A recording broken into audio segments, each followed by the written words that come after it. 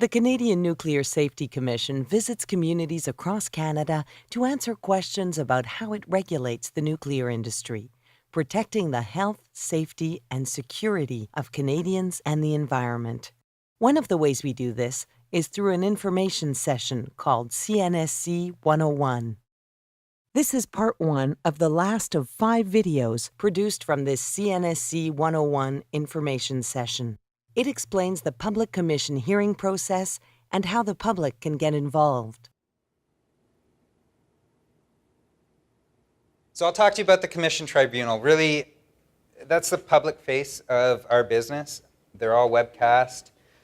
They're public meetings and hearings, so if you are licensees, I'm sure you're aware of the hearings. Jacques talked about the 2 processes that are covered under the Act, the hearings, which are to make specific licensing decisions, and the meetings, which are more for general information or making decisions of general application, like approval of new regulations. The Commission Tribunal has authority to, they have authority to make decisions for anything covered by the Act. Some of that for the less major facilities they've designated to designated officers. But for the major nuclear facilities in Canada, it's the Commission Tribunal that makes those decisions. Those, of course, include all the power reactors, the uranium mines and mills, the research reactors, and some of the major other facilities that are involved in activities regulated by the Canadian Nuclear Safety Commission. Typically, the public hearings take place in a 1 or 2 day process. Really, there's no difference between the two, except that in a 2 day process, the presentations by the proponent and the recommendations by the staff of the CNSC are on 1 day.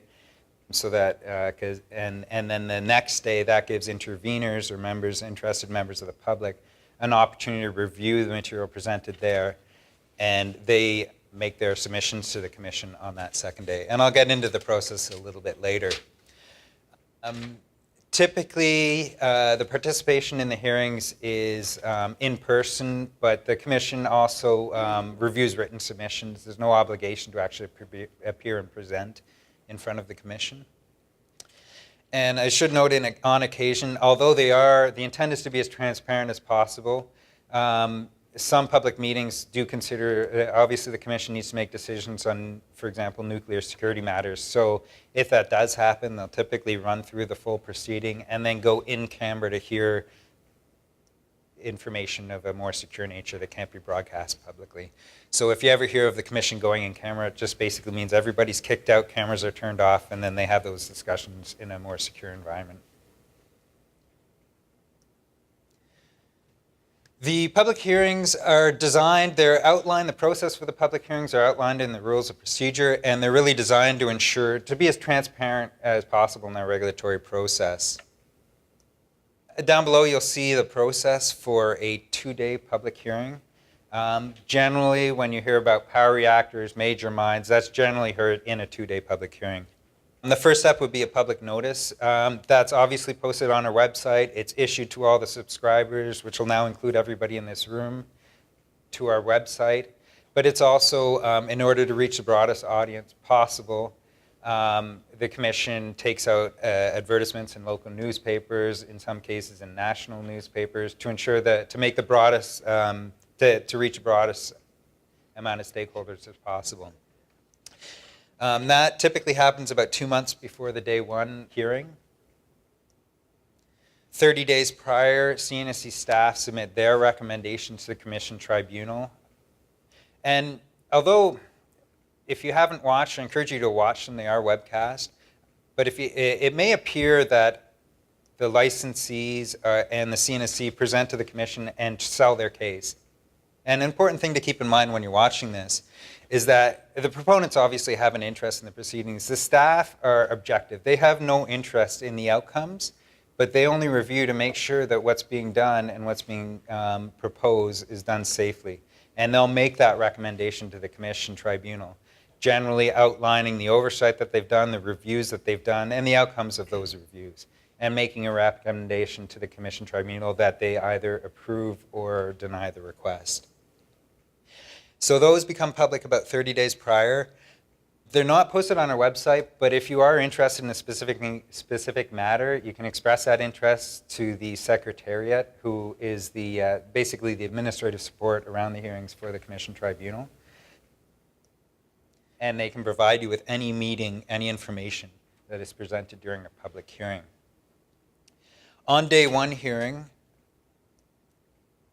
the proponent and the CNSC staff make representations to the Commission Tribunal.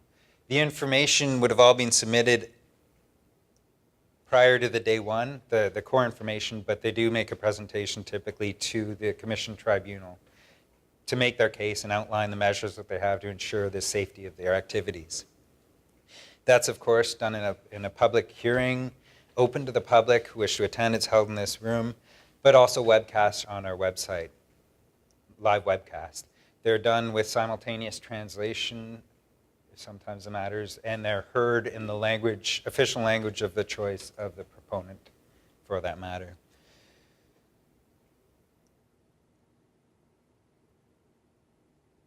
Then once staff and the proponents have presented their information, there'll be a series of Q&As with the Commission Tribunal. And once that concludes, then approximately 60 days are given for interveners, which are generally members of the public who are interested in this facility that may live in the vicinity of the facility, to review that material and make representations to the tribunal to present their points of views. Those are due 30 days before the second day of the hearing. And on the second day, although there may be some additional information that had been requested in day one by staff and the proponent, typically the focus of that day is to allow interveners to present their views and their opinions on the matter before the Commission. So supplementary information, sometimes new things have come to light, new events, new information becomes available, and to ensure there is a provision that allows for the Commission to receive that information in a more timely manner. So that's what supplementary information is. The day two hearing, I mentioned how that goes, and it's if you really had to pick between one and you're really torn, watch the day two. That's when the really interesting discussions take place. After the hearings, the Commission go back. Oh, one thing I should add about the day two, I mentioned about oral presentations and written presentations. And there's often the sense, at least the feeling that the Commission, if you're not there to present in person, to present your views in person, that the Commission won't give equal weight. I can assure you, having sort of participated in these Commission hearings, that they read and they review all the information before you, and they do it very thoroughly. They'll often delve into very obscure and specific issues related to a matter that I couldn't have foreseen that they would go into that level of detail. So they do review all the material. If you are ever presenting an oral submission to the Commission, keep in mind they know every word that's in your written submission. So use the opportunity, generally 10 minutes, which is given to interveners in the matter. Use the opportunity to really hit the key, most important points that you want to reiterate and highlight with the Commission Tribunal. One thing I didn't add about this is often, particularly for two-day hearings, the day two will be held in the local area around the facility, because typically that's where most of the interested parties live. Were there any questions about the two-day hearing process, about public hearings in general? It's obviously a very important part of our business, so there's a lot of effort that goes in to support these. And it really is a public face. If you're interested in the work, that's a place to see it.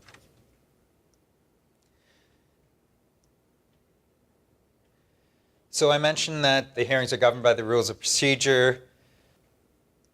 They basically, the key principle, a lot of it is process, times for notices, but generally the thing to keep in mind is the Commission has an obligation to deal with matters fairly, transparently, and expeditiously. So sometimes they may vary the rules of procedure to deal with the matter more expeditiously.